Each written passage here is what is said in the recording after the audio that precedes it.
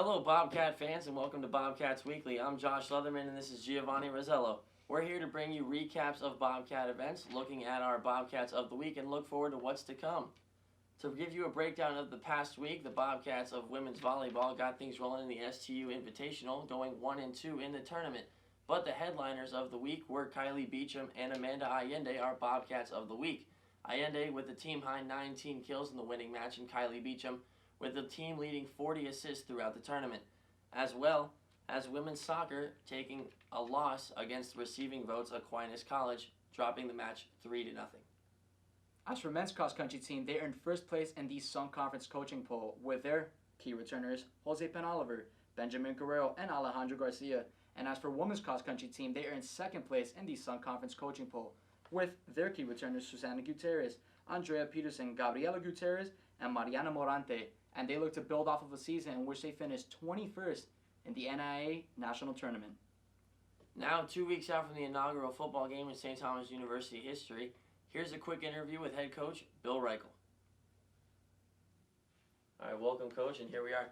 As we approach the inaugural football season in St. Thomas University history, here with head coach Bill Reichel, concluding your first camp. Now, Coach, this is your second time bringing up a new program, your first with Notre Dame College. Is there anything you learned in your time there that you're going to be bringing with you here? Yeah, I think patience is probably the biggest thing.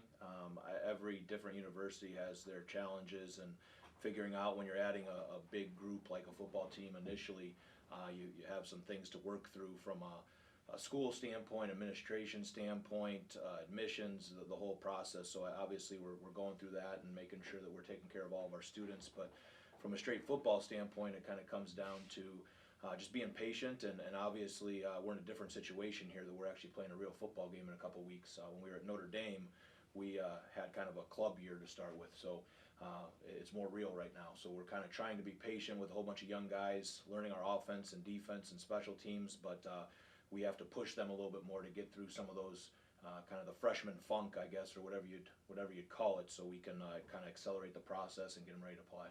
Well, patience definitely going to be key for you guys. Now, you talked about getting your offense, defense, and special teams right. Have there any final points for you and any standouts on the team? Yeah, but I think it's too early to speak on it just yet. That the guys have done a great job competing.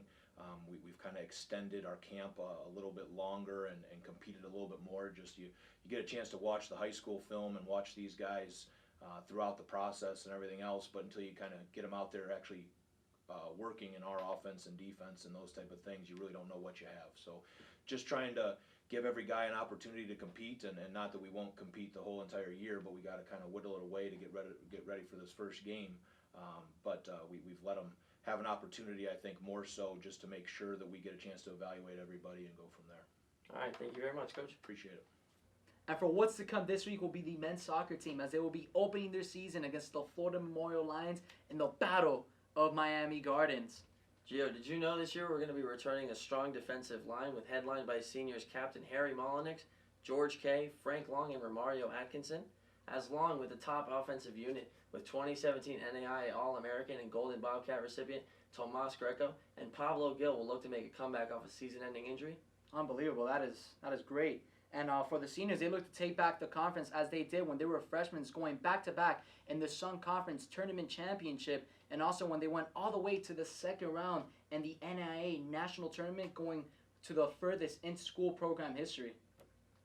And as for this weekend, the women's soccer team will be traveling all the way to Savannah, Georgia to play Middle Georgia and 7th-ranked Martin Methodist. The Bobcats are led by captain Andrea Mansour and Sandy Benito, while also adding key components Leslie DeLeon, Lonnie Weed, and Melanie Lefebvre. And cross-country begins their season on Friday in Boca Raton at Florida Atlantic University.